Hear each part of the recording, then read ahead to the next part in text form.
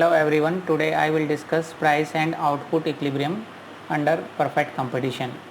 अभी तक आपने मेरे चैनल को सब्सक्राइब नहीं किया है तो सब्सक्राइब कर लो और बेल आइकन भी प्रेस कर लेना ताकि आपको मेरी सभी वीडियोस का नोटिफिकेशन टाइम पर मिलता रहे और आप अच्छे कंटेंट को लर्न कर पाओ. So let's start with today topic.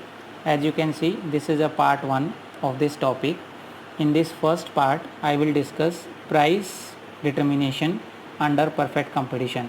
Second part में फिर हम इसका एक सेकेंड इम्पोर्टेंट कंसेप्ट करेंगे, आउटपुट डिटर्मिनेशन.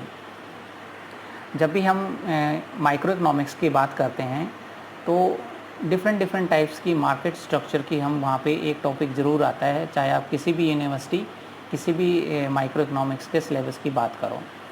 तो हमें उसमें दो चीज़ें यहाँ पे मेनली लेके चलनी होती हैं. किसी भी मार्केट स्ट्रक्चर की बात करो कि प्राइस का वहाँ पे कैसे इक्विलिब्रियम करेंगे अंडर डिफरेंट मार्केट स्ट्रक्चर, और एक हमें डिटर्मिनेशन वहाँ पे करना होता है आउटपुट का. ठीक है, दोनों का हम यहाँ पे डिटर्मिनेशन लेके चलते हैं. नाउ अब आपके पास एक क्वेश्चन आता है कि हमें कौन सी 4 मेन मार्केट को यहाँ पे स्टडी करना पड़ता है. फर्स्ट जो आज हम स्टार्ट कर रहे हैं उसका नाम है परफेक्ट कंपटीशन. ठीक है, परफेक्ट कंपटीशन. सेकंड जो हम मार्केट स्ट्रक्चर की जो हम बात करते हैं उसका नाम है फिर मोनोपोली. थर्ड जो मार्केट स्ट्रक्चर जो हम स्टडी करेंगे उसको हम बोलते हैं मोनोपोलिस्टिक कंपटीशन.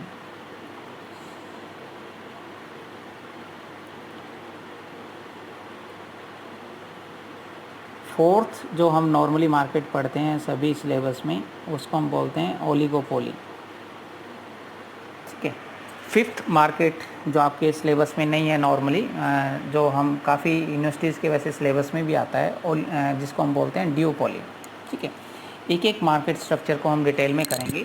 मोनोपोली में एक टॉपिक और आता है जिसको हम बोलते हैं प्राइस डिस्क्रिमिनेशन, डिस्क्रिमिनेटिंग मोनोपोली, वो इसी का पार्ट है.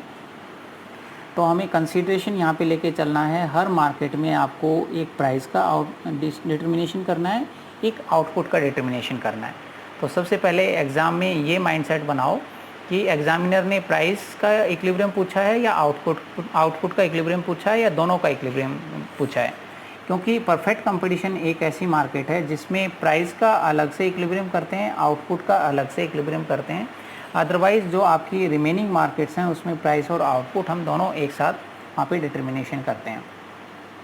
सो let's start with our today topic. First part जिसमें हम बात कर रहे हैं प्राइस डिटर्मिनेशन, हम बात करेंगे परफेक्ट कंपटीशन में. एज यू कैन सी हम एक डेफिनेशन बनाते हैं. वैसे नॉर्मली हम पढ़ते हैं perfect competition is that situation of market in which there are large number of buyers and sellers. ठीक है, वहाँ पे large number of buyer and sellers हैं ऑफ होमोजीनियस प्रोडक्ट. ठीक है, सिंगल वन लाइन डेफिनेशन आपने बनानी हो. तो मैंने क्या बोला है, perfect competition is that situation of market in which there are large number of buyers and sellers of homogeneous product. homogeneous product हम यहाँ पे लेते हैं सेम प्रोडक्ट जिसके कलर, क्वालिटी, साइज़ जिसमें हम बोलते हैं उसमें कोई डिफ्रेंशिएशन नहीं है. एक हम यहाँ पे डेफिनेशन कोट करते हैं परफेक्ट कंपटीशन की अकॉर्डिंग टू लेफ्टविच. ये लेफ्टविच इकोनॉमिक्स का नेम है. इनके अकॉर्डिंग इन्होंने डिस्क्राइब किया perfect competition is a market situation in which there are many firms. ठीक है, सेलिंग आइडेंटिकल प्रोडक्ट. आइडेंटिकल का यहाँ पे हम मीनिंग ले रहे हैं same product, homogeneous product, with no firm large enough. Means एक फॉर्म की इतनी कैपेसिटी नहीं है कि वो पूरे मार्केट के प्राइस को इन्फ्लुएंस कर सके. ये एक इम्पोर्टेंट फीचर्स है, आप इसको दिमाग में लेके चलो. Means there are large number of buyer and seller, but जो आपके जो साइज़ है बायर सेलर का वो बिल्कुल स्मॉल है. Means they can not influence it's price. ठीक है, वो पूरी मार्केट के वहाँ पे प्राइस को वहाँ पे इन्फ्लुएंस नहीं कर सकते. तो परफेक्ट कंपटीशन का यहाँ पे मीनिंग क्या हुआ, is a market situation in which there are large number of buyer and seller, they are selling homogeneous product on same price. ठीक है, जो आपने सिंपल से डेफिनेशन बनानी है.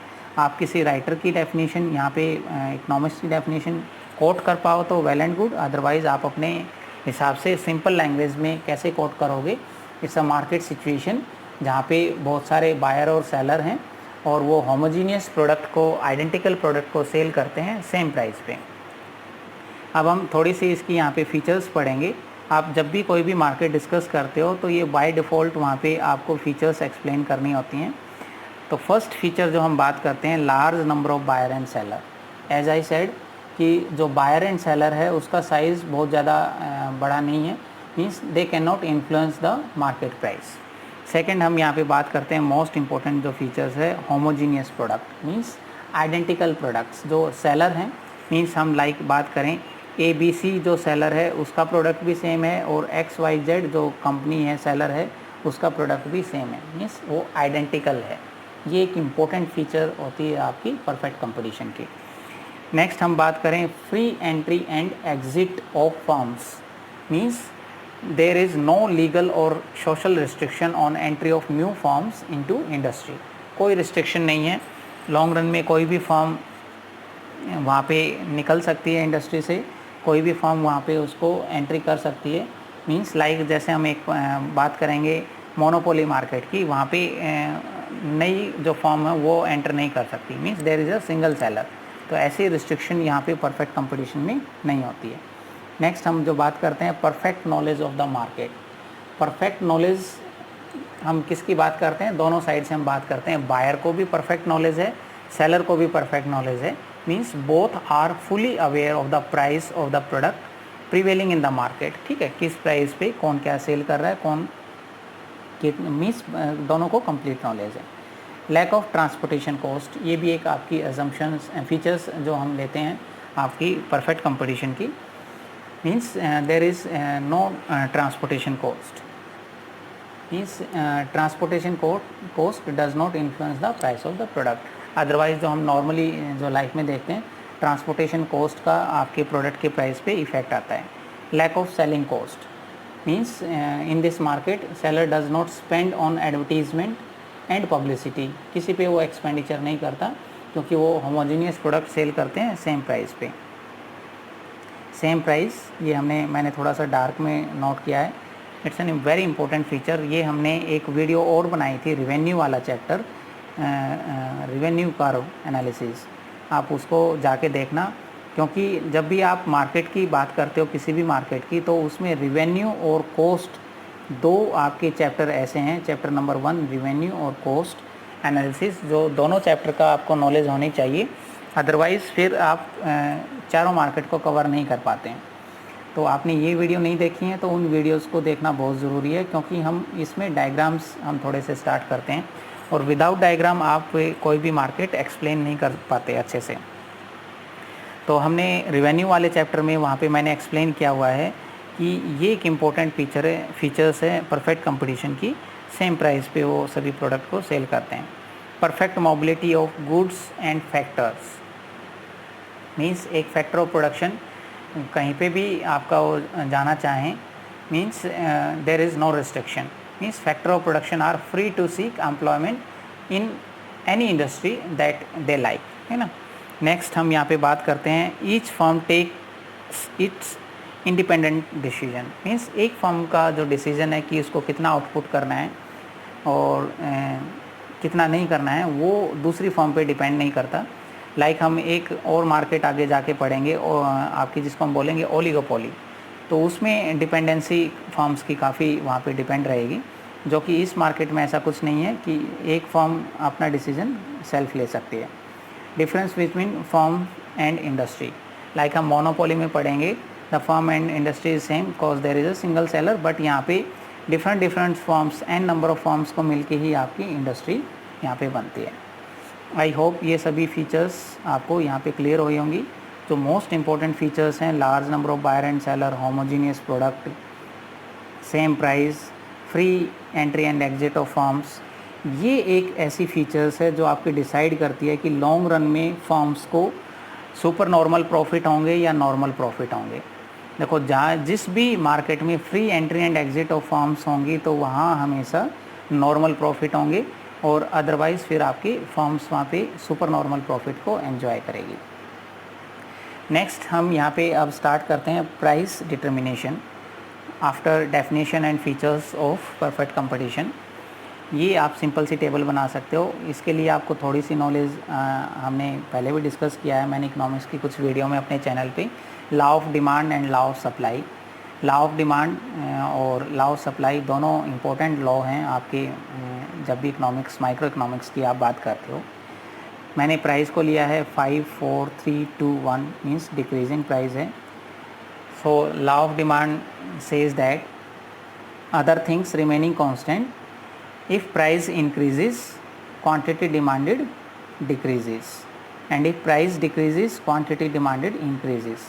हमारा प्राइस डिक्रीज़ हो रहा है तो क्वांटिटी डिमांडेड पहले 5 रुपीज़ प्राइस पे 20 यूनिट्स थी, 4 रुपीज़ प्राइस हुआ तो 40 हमने एजम्पशन ली, 60 80 100 यूनिट्स मीन्स प्राइस के डिक्रीज़ होने पे क्वांटिटी डिमांडेड इंक्रीज़ हुई है। और लॉ ऑफ सप्लाई हमारा यहाँ पे कहता है कि other things remaining constant there is a positive relation between price and quantity supplied means price के डिक्रीज़ होने पे क्वांटिटी सप्लाइड डिक्रीज़ होगी और प्राइस के इंक्रीज़ होने पे क्वांटिटी सप्लाइड इंक्रीज़ होगी। 5 रुपीज़ पर यूनिट प्राइस पे आपकी क्वांटिटी डिमांडेड 100 है और 4 पे आपकी 80 है। तो देखो इक्विलिब्रियम कहाँ पे होता है, when the price of the good is 3 rupees. तो इस केस में quantity demanded is 60 unit and quantity supplied is also 60 unit, means this is the equilibrium price where quantity demanded of the product and the quantity supplied of the product is same। इसी बात को हम एक diagram के through भी explain करते हैं। यहाँ हमने प्राइस फर्म और इंडस्ट्री दोनों का हमने डायग्राम बनाए हैं, यहाँ पे आप देख पा रहे हो। As you can see that ये फॉर्म है आपकी, जो हम एक मिनट मैं एक्सप्लेन करता हूँ। यहाँ पे ये आपकी इंडस्ट्री का है आपका डायग्राम, ये फॉर्म का है। जो हमने प्राइस का इक्विलिब्रियम किस यूनिट पे किया था, 3 रुपीज़ मीन्स इस 3 रुपीज़ प्राइस पे here form is price taker और इंडस्ट्री जो हमारी है वो क्या है, प्राइस मेकर। ये आपकी जो ब्लू कलर में है ये हमने डिमांड कर्व लिया है और जो रेड कलर में है ये हमारा क्या है, सप्लाई कर्व। ये इंटरसेक्शन दोनों का कहाँ पे हो रहा है, इस ई पॉइंट पे 60 यूनिट पे जो हमने यहाँ पे लिया है। और इस प्राइस पे आपका ये डिटर्मिनेशन हो रहा है आपका AR, जिसको हम बोलते हैं average revenue is equal to marginal revenue of the firm is equal to price. ये आप रिवेन्यू वाले चैप्टर में जाके देखना, मैंने उसके पीछे लॉजिक बताया हुआ है। ये दोनों इक्वल, तीनों इक्वल क्यों होते हैं, average revenue is equal to marginal revenue is equal to price. Perfect competition में हमने वहाँ पे डिस्कस किया था इसको। सो ये आपका यहाँ पे हम सिंपल डायग्राम में एक्सप्लेन किया हुआ है। अब थोड़ा सा आपके पास एग्ज़ाम में टाइम है तो आप इसी बात को थोड़ा सा हम चेंज करके भी दिखाते हैं। Effect of change in demand on price while supply held constant, means demand में आपका हम चेंज करें और सप्लाई को हम कांस्टेंट रखें तो आपका इक्विलिब्रियम प्राइस पे क्या इफ़ेक्ट आएगा, हम थोड़ा सा उसको एक बार जज करके देखते हैं। यहाँ पे मैं डायग्राम बना पाऊँ अपने मोबाइल पे। तो देखो हमने कहा था ये हमारा इनिशियल डिमांड कर्व जिसको हम बोल रहे हैं DD। अब मैं एक कलर चेंज करता हूँ ब्लैक कलर में। ये हमारा सप्लाई कर्व, ये हमारा इनिशियल जो हमारा इक्विलिब्रियम प्राइस आया था, ये हमने इक्विलिब्रियम प्राइस OP है। यहाँ पे हम ले रहे हैं प्राइस और यहाँ पे डिमांड एंड सप्लाई, ठीक है। ये हमारा इक्विलिब्रियम प्राइस आ गया। अब हम सिचुएशन में यहाँ पे क्या कह रहे हैं, effect of change in demand, demand में चेंज आए तो प्राइस पे क्या इफ़ेक्ट आएगा, जबकि सप्लाई को हम क्या मानते हैं, सप्लाई में कोई चेंजेस ना आए। सपोज अब हम कह रहे हैं कि quantity demanded increases, quantity demanded अब D से D1 हो गई है, ठीक है। अब जो इक्विलिब्रियम प्राइस है क्वांटिटी डिमांडेड अब OQ से OQ ये थी आपकी OQ1 हो गई है। तो अब आपका जो इक्विलिब्रियम प्राइस है OP नहीं है, अब वो क्या हुआ है, OP1। सेम वे में आप DD1 को D2 मीन्स दूसरी साइड भी लेके आ सकते हो। जब क्वांटिटी डिमांडेड डिक्रीज़ हो जाती है तो उस केस में आपका इक्विलिब्रियम प्राइस पे क्या इफ़ेक्ट आता है, तो हम उसको भी यहाँ पे एक बार शो करते हैं। मान लो अब हम कह रहे हैं कि D1 की बजाय अब आपका डिमांड कर्व क्या है, D2। अब इक्विलिब्रियम प्राइस कहाँ पे मैच कर रहे हैं, यहाँ पे पहले ये क्वांटिटी सब डिमांडेड इंक्रीज हुई थी, अब हमारी क्वांटिटी डिमांडेड क्या हो रही है, डिक्रीज़। ठीक है, OQ1 से अब ये हो गई OQ2। तो अब आपका जो इक्विलिब्रियम प्राइस है ये आपका यहाँ पे आ रहा है OP2, मीन्स प्राइस डिक्रीज़ हो गया क्योंकि हमारी क्वांटिटी डिमांडेड क्या हो गई यहाँ पे, डिक्रीज़। मीन्स आप ऐसे ही हम सेकेंड डायग्राम में जो हम नेक्स्ट में बात करेंगे, now will see what will be the change in equilibrium price when supply change and quantity demanded will remain same. So हम यहाँ पे डायग्राम बनाने की कोशिश करते हैं। यहाँ पे हम सेम प्राइस ले रहे हैं, यहाँ पे क्वांटिटी डिमांडेड और सप्लाई।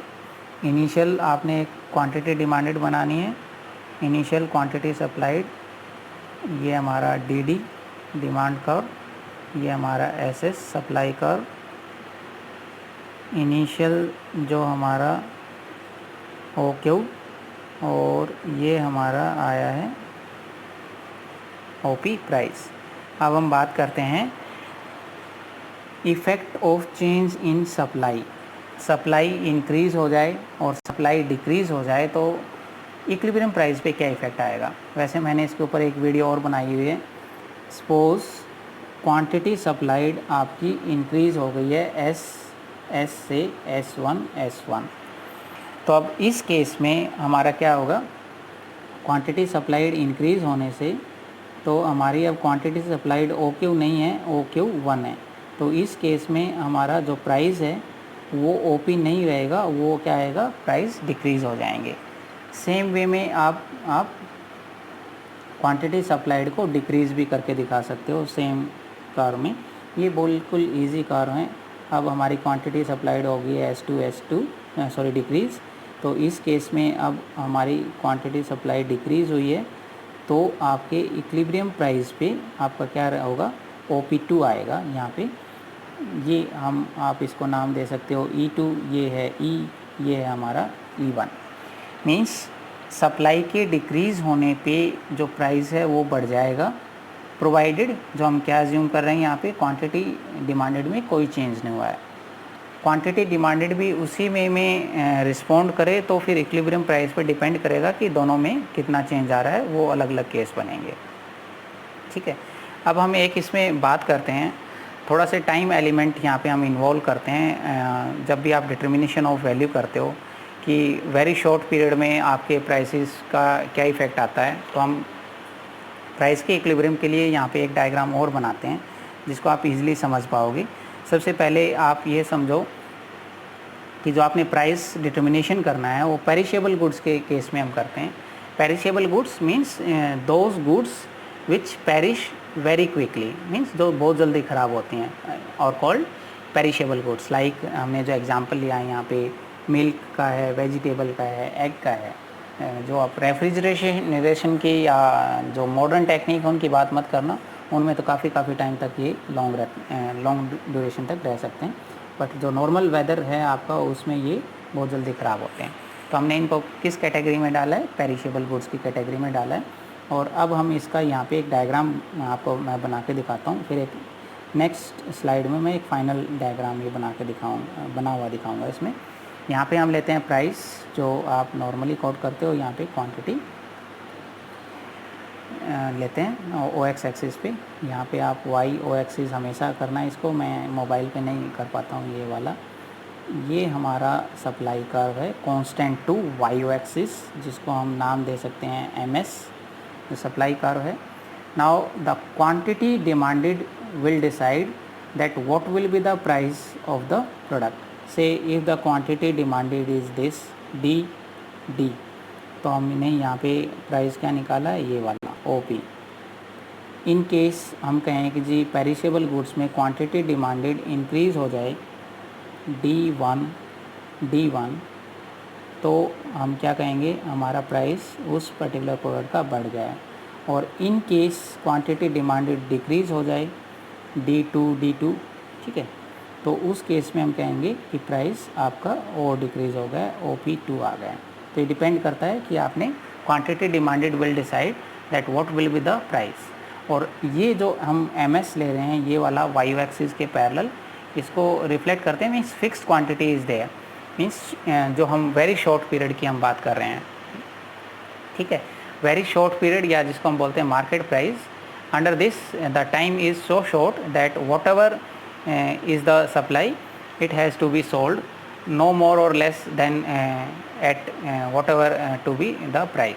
तो उसमें हम इतना मैटर नहीं करते कि क्या प्राइस और वो है, जो भी आपका सप्लाई हुआ है वो शॉर्ट रन में वहाँ पे हम उसके डिस्कशन करते हैं। ये जो आपका फाइनल कर्व जो मैंने अभी आपको बना के दिखाया है सिंपल SM जो मैंने सप्लाई कर्व लिया है, और ये 3 मैंने यहाँ पे डिमांड कर्व लिए हैं जो मैंने अभी कोट किए थे। अब हम एक केस और करते हैं इसमें, price determination of durable goods. सारी गुड्स तो आपकी पेरिशेबल गुड्स की कैटेगरी में नहीं है, some goods are durable goods which can be stored for some time, है ना, जिसको आप स्टोर कर सकते हो, लाइक वीट है, शॉप है, आपका ऑयल है। Due to their durable nature of good supply can be changed even if the market period, ठीक है, मार्केट पीरियड में ही आप उसकी सप्लाई को कर सकते हो, बट ओनली लिमिटेड आपकी सप्लाई वहाँ पे होगी। जो भी आपके गोडाउन्स में आपकी स्टॉक अवेलेबल है आप उनमें ही सप्लाई कर सकते हो। तो उस केस में थोड़ा सा नेचर आपका सेपरेट हो जाएगा कर्व का। मैं यहाँ पे बना पाऊँ तो मोबाइल पे, यहाँ पे हम सेम वही प्राइस लेंगे, यहाँ पे क्वांटिटी ले रहे हैं। अब आपका सप्लाई कर्व वाई एक्सिस के पैरेलल नहीं है, इसमें हम इसको ओरिजिन से भी स्टार्ट नहीं करते हैं। मैं यहाँ पे थोड़ा सा कलर चेंज करता हूँ, हम इस सप्लाई कर्व इस टाइप का बनाते हैं, SP। ये जो OP प्राइस है ये आपका मिनिमम प्राइस है, मींस ये तो आपके जो रिटेलर है, जो सेलर है, उसको इतना प्राइस तो चाहिए ही। लाइक हम बात करें शुगर की, जो हम बात करते हैं, तो ऐसा तो नहीं होगा, मान लो आज हम कहें जी 40 रुपीज़ kg शुगर है, तो इवनिंग में आप जाके कहोगे जी 39 दे दो, 30 दे दो, क्योंकि इवनिंग हो गई है। तो उस केस में वो नहीं है, वो उसको अपने पास स्टॉक रखना प्रेफर करेंगे, क्योंकि उनको पता है the nature of good is durable. ऐसा नहीं है, पेरिशेबल गुड्स नहीं है, वेजिटेबल वाला केस नहीं है कि इवनिंग हो गई है ख़राब हो जाएंगी वेजिटेबल, वो वाला केस नहीं है। तो यहाँ पे एक मिनिमम प्राइस होता है। अब यहाँ पे डिमांड कर्व डिसाइड करेगा कि आपका इक्विलिब्रियम प्राइस क्या होता है। से if the demand curve is this, तो फिर आपका प्राइस ये हो जाएगा। डिमांड कर्व आपका और बढ़ता है, D से D1 होता है, तो आपका प्राइस और बढ़ेगा, साथ साथ में क्वांटिटी सप्लाइड भी बढ़ेगी, और प्राइस इससे भी ऊपर बढ़ता है इस पॉइंट के बाद पे, तो फिर आपका सिर्फ प्राइस में आपका चेंजेस आता है। As you can see in this curve, जो मैंने फाइनल कर्व बनाया है, ये हमारा आपका रिज़र्व प्राइस है, इतना तो सेलर को चाहिए ही चाहिए। और उसके बाद फिर आपकी सिचुएशन बताएगी कि आपका D1 डिमांड कर्व है तो प्राइस OP1 है, और DD डिमांड कर्व है तो आपका प्राइस OP है। इस प्राइस से, ये आप ध्यान रखना, इस प्राइस से नीचे सेलर चार्ज नहीं करेगा, वो फिर गुड्स को अपने पास रखना प्रेफर करते हैं। नेक्स्ट जो हम बात करें इसमें आपके एक जब बात करते हो आप आउटपुट के इक्विलिब्रियम की, थोड़ा सा मैं यहाँ पे इंट्रोडक्शन स्टार्ट कर दूँ ताकि नेक्स्ट जो सेकंड पार्ट है उसमें हम इजीली आउटपुट का इक्विलिब्रियम कर पाएँ। कोई भी जो गोल है किसी भी कम्पिटिटिव फॉर्म का, तो हम वहाँ पे हमेशा पढ़ते हैं they always want to maximise the profit, ठीक है। तो उसके लिए आपकी 2 अप्रोचेज़ होती हैं जो हम नॉर्मली स्टूडेंट को रेकमेंड करते हैं, वो इसी को फॉलो करते हैं। मार्जिनल जो अप्रोच है, ठीक है, मार्जिनल रिवेन्यू और मार्जिनल कॉस्ट, हम दोनों कंसेप्ट पढ़ चुके हैं, आप मेरी वीडियो में जाके इस चैप्टर को अच्छे से करना। देखो, जहाँ पे प्रॉफिट मैक्सिमाइज कहाँ पे होगा, जहाँ पे टोटल रिवेन्यू और टोटल कॉस्ट का डिफरेंस मैक्सिमम हो, या फिर आप एक अप्रोच और फॉलो करते हो, प्रॉफिट मैक्सिमाइजिंग कंडीशन जिसको हम बोलते हैं, कहाँ पे होगी, where marginal revenue is equal to marginal cost का, ठीक है। ये आपकी एक जो कंडीशन है प्रॉफिट मैक्सिमाइजेशन की कंडीशन, इसको हम लेके चलेंगे। तो फर्स्ट हम जो यहाँ पे बात करते हैं marginal revenue marginal cost approach की, मैंने दोनों कर्व आपके पहले वाली वीडियोस में काफ़ी बनाए हुए हैं। आप +1 वाला जो प्लेलिस्ट है उसमें आप अच्छे से चेक कर पाते हो, तो वहाँ पे एक बार आप जाके चेक ज़रूर करना। देखो हम यहाँ पे लेते हैं marginal revenue marginal cost approach.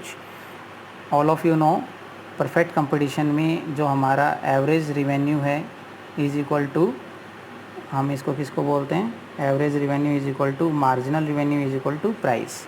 ये हमारी इंपॉर्टेंट फीचर्स हैं आपकी, क्योंकि सेम प्राइस की वजह से ये आपके आते हैं। अब हमने इसमें डालना है मार्जिनल कॉस्ट वाला जो कर्व है, इसको आप यहाँ पे हम डाल पाएँ। तो आपने कॉस्ट वाले चैप्टर में अच्छे से पढ़ा था कि जो मार्जिनल कॉस्ट कर्व है वो हमेशा क्या आपका आता है, यू शेप का आता है। और यू शेप का क्यों आता है उसके पीछे हमने उस वीडियो में बहुत अच्छे से एक्सप्लेन किया था। अब देखो यहाँ पे दो कंडीशन आपकी सेटिस्फाई होनी चाहिए इक्विलिब्रियम के लिए, चाहे आप किसी भी मार्केट की बात करो। हालांकि उसमें नेक्स्ट जो हम मार्केट की बात करेंगे उसमें जो रिवेन्यू कर्व हैं वो चेंज हो जाएंगे, but marginal cost curve will always remain U shape. तो एक उसमें कंडीशन हमने क्या पढ़ी थी, मार्जिनल कॉस्ट किसके इक्वल होना चाहिए, मार्जिनल रिवेन्यू के। ठीक है, वो यहाँ पे भी इक्वल है और वो यहाँ पे भी इक्विलिब्रियम में है। सेकंड जो हमने कंडीशन है इम्पोर्टेंट इसकी, marginal cost curve must cut M R curve from below. ठीक है, जो एम सी है curve must cut M R curve from below, वो यहाँ से नहीं कट कर रहा, ये यहाँ से कट कर रहा है। तो इक्विलिब्रियम आउटपुट कहाँ पे होगा, जहाँ पे एम सी एम आर को नीचे से कट करे। ये हमेशा एक बात आप अपने दिमाग में बिठा लो, वहीं पे इक्विलिब्रियम होता है, यहाँ पे कभी भी नहीं होता है इक्विलिब्रियम। ठीक है, इसमें सिर्फ फर्स्ट कंडीशन आपकी सेटिस्फाई हो रही है, सेकंड कंडीशन सेटिस्फाई नहीं हो रही, जहाँ पे M C curve must cut M R curve from below. ठीक है, तो ये जो हमने कर्व बनाया है, हमने इस शेप का थोड़ा सा कर्व बनाया है, आप इस शेप का भी बना सकते हो। ये हमने, आप थोड़ा सा इस पॉइंट को आगे बढ़ाओगे तो ये आपकी यू शेप का ही हम इसको बोलते हैं। फॉर सिंप्लिसिटी हम हमेशा मार्जिनल जो कर्व है वो हमेशा किस शेप का बनाएंगे, इस साइड का, इस शेप का बनाएंगे। वो आप यू शेप का भी कर सकते हो, वो आपकी चॉइस है। बट जितने भी हम मार्केट के आगे बात करेंगे वो हम ऐसे बात करेंगे कि ये इस शेप का आता है, यू शेप का। ठीक है, नेक्स्ट जो हम बात करें अपनी वीडियो में, जो मैं बात करूँगा वो हम आगे डिस्कस करेंगे output determination, which is very important part of this topic under perfect competition. काफ़ी बार एग्ज़ाम में क्वेश्चन आता है कि फॉर्म और इंडस्ट्री के केस में आउटपुट का इक्विलिब्रियम कैसे करते हो इन परफेक्ट कंपटीशन। तो आपको वहाँ पे बताना होता है परफेक्ट कंपटीशन का मीनिंग क्या है, उसकी फ़ीचर्स क्या हैं, और प्राइस का इक्विलिब्रियम पूछा जाए तो ही आज वाली वीडियो प्राइस का इक्विलिब्रियम बताना है, अदरवाइज़ फिर आप किस पे आ जाओगे, डायरेक्ट आउटपुट वाली वीडियो पे आ जाओगे।